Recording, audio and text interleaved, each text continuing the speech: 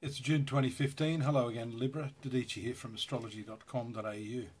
And if you'd looked at the opening video on retrogression of Mercury, you'll see how for some signs it's not as bad as they say. And fortunately, you fall into that category. With right now, Mercury retrograde in your 9th house in the sign of Gemini, friendly sign, friendly planet. Moving into the association with the Sun, and then a little bit later with Mars. And so, this 9th house of the horoscope has a lot to say about your past karma. It has a lot to do with spirituality, mentorship, education, legalities, long journeys, the higher mind, so on and so forth. So in your case, it's an air sign, and it really does stimulate the intellectual qualities having all those planets there. The important thing to note at the beginning of the month is that around the 3rd we see a full moon opposite this Mercury, Sun and Mars in your 3rd house of communication, short journeys, and again it is a routine house like the 6th house, having to do with the way you think, the way you do things, your mobility, your communication, your siblings, your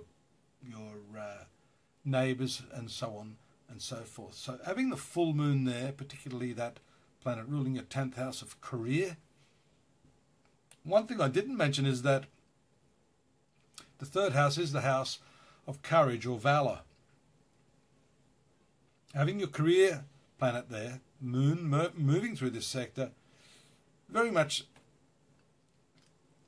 stimulates you to take action and to, I guess this is emotional action. Before you take any physical action, you have to be strong enough within yourself and emotionally resilient and confident enough to want to move forward.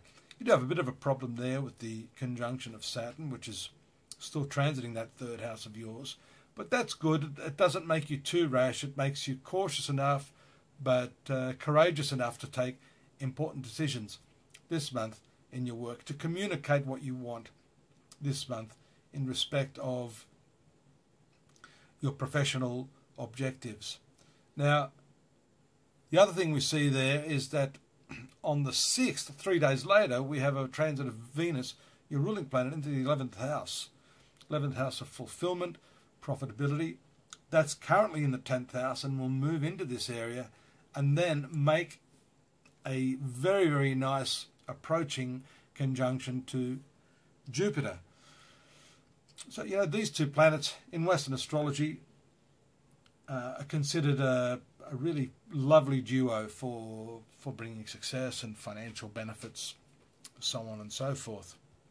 It's also a social sector which fully influences the 5th house by the aspect of those planets on that zone. So I'd be saying to you, after the 6th, you can expect a really nice, social, favourable time with friends, with lovers, with new people. And I say that because there can be some unexpected openings or connections to be made when the transit of Venus produces, along with the Sun, some nice aspects to Uranus. That's later in the month, but we do see, for example, that conjunction on the 6th, then a trine aspect to Saturn, which solidifies the emotions, makes you a little more stable in the way you come to conclusions, make decisions. That's happening on the 6th. This is earlier on in the month. Then later on we see the powerful sextile aspect to the Sun on the 24th, the trine aspect to Uranus. That's the unusual one I was alluding to, around the 29th, right at the end. So good aspects all the way through for your ruling planet. The other very significant celestial event is the new moon occurring in the 3rd house. So we see that 3rd house, 9th house being very, very significant this month. And that could be the commencement of new things for you. This is a new communication style, a new way of thinking, a new attitude, I think, would be a good way to coin it as far as your work is concerned, because we talked of the earlier transit of that full moon on the 3rd into this 3rd house of courage, notwithstanding the fact that it's going to be near to that slow, methodical and conventional Saturn. Still, I think this is all very, very good for you and gives you the dynamic energy and courage you need to make the changes that are required. So the new moon in this area is also to do with contracts. Re-establishing your contracts and the terms of engagement with the people that you're with, especially in professional circles. Those two planets, the Sun and Mars, the fiery planets, not particularly friendly to your sun sign. However, bringing with them very, very good opportunities when they move into the 10th house. Pardon me. So the first one there is the Sun conjoining your 10th house on the 22nd, and straight after that on the 24th, on the heels of the Sun is Mars moving into your 10th house of career. This definitely is an important peak period of the year for your work. Both these planets gain strong directional strength in that 10th house, what's called Digbala, according to the Hindu astrologers. And this is definitely the time to stake your claim in any sort of professional sense. You'll be competitive, you'll have the physical drive you need to move forward, and along with the lovely transit of Venus in the 11th house, it shows additional opportunities for increasing your income and cash flow. Look forward to your company next month.